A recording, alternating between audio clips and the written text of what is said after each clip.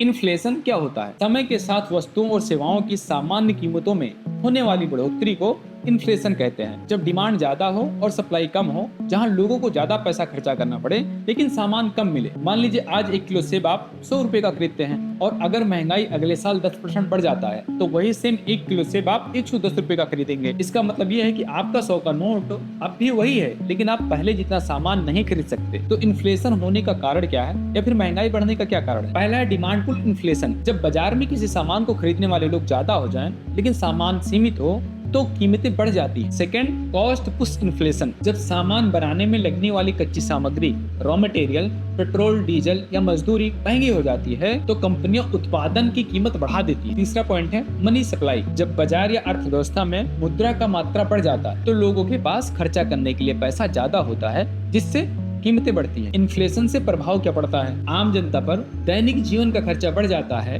जिससे सेविंग पर इफेक्ट पड़ता है। अर्थव्यवस्था पर हल्की या नियंत्रित महंगाई 2% से 4% तक अर्थव्यवस्था के लिए अच्छी मानी जाती है क्योंकि ये बिजनेस और इन्वेस्ट को बढ़ावा देता है। लेकिन अचानक से बढ़ी हुई महंगाई अर्थव्यवस्था के लिए खतरनाक होता है। तो भारत में इन्फ्लेशन को कैसे मापा जाता है? तो ये मुख्य रूप से 2 तरीके से मापा जाता है। पहला CPI, कंज्यूमर प्राइस इंडेक्स के जरिए। ये खुदरा बाजार रिटेल प्राइस में कस्टमर द्वारा खरीदे जाने वाले सामान या सेवाओं में बदलाव को दर्शाता है। दूसरा होता है WPI, होलसेल प्राइस इंडेक्स। ये होलसेल मार्केट की कीमतों को नापता है। तो महंगाई अर्थव्यवस्था की न दिखने वाली सच्चाई है जो चुपचाप हमारी पैसों की कीमतों को कम कर। इससे बचने का सिर्फ एकमात्र तरीका ये है कि इसे बचा कर न रखें बल्कि इसको सही जगह पे इन्वेस्ट भी करें ताकि आपकी कमाई महंगाई की दर को पछाड़ सके। तो ये जानकारी आपको कैसा लगा कमेंट करके जरूर बताओ। क्या आप जानना चाहते हैं कि अपने पैसे को महंगाई से कैसे बचाएं? अगर जानना चाहते हो तो कमेंट करो, नेक्स्ट वीडियो उसी का बनाऊंगा।